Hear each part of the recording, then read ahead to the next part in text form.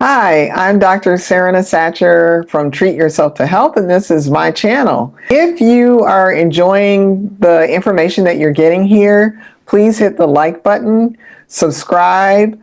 Please, in the comments, type what information you'd like to hear more about or what you were able to learn and how it benefited you. We really do read this information and it helps us to fashion what we're going to talk about in the future. Hit the subscribe button. I already mentioned hitting the like button. You know the routine. Yeah. So, all right. Today we're going to talk again about liver. We're going to talk about the liver hormone connection because some of you are wondering, you know that I talk about autoimmune disease, you know that I talk about hormone imbalances, and you know that I talk about breast cancer ultimately. What we need to know is that the liver has a lot to do with our potential to develop breast cancer and our potential to develop autoimmune disease, and it causes hormone imbalances if it's out of balance. So, symptoms that you might have are bloating, moodiness, you might be breaking out, you might be gaining weight, and you may have a toxic relationship between your hormones and the liver. So first thing we want to do is look at the fact that your liver processes hormones. So you've heard me talk about estrogen. That's one of the main hormones that is methylated in the liver. That means that a group is connected in the liver to the estrogen and to other hormones, and then enables it to be carried out into the stool through the bile ducts. So when the liver is sluggish or not moving properly or kind of a little bit swollen and boggy, the hormones just keep going around and around and not going out into the stool. So when this happens, you can have estrogen dominance, like PMS, like PCOS, fibroids, weight gain. You can have a slow or low thyroid, and the symptoms of that are fatigue. You might have eye changes, you might have hair loss, you might not be able to sleep and might have insomnia, you might have cold hands and feet, or you might feel cold.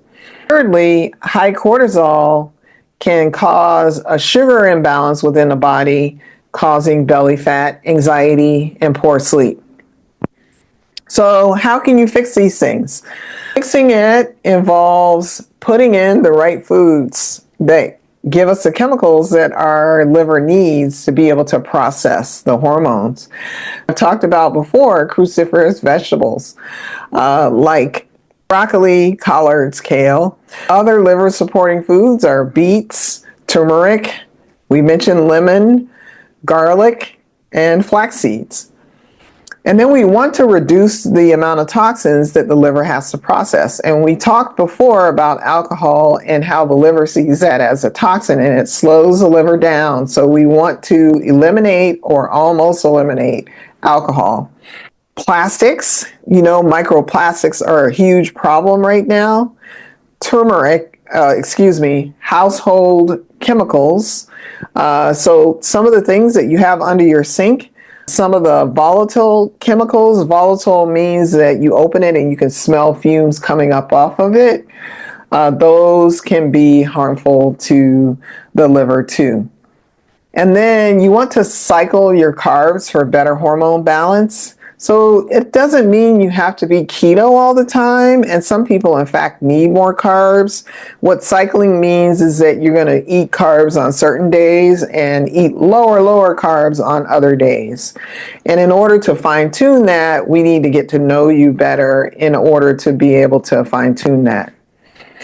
We can help you to figure out, is a sauna going to be the best thing for you? And what type of sauna, especially if you're going to invest in your home and buy a sauna. Dry brushing and sweating to remove toxins. And if you don't have access to a sauna, taking an Epsom salts bath that's as hot as you can take it without burning your skin helps you to sweat out some of the toxins as well.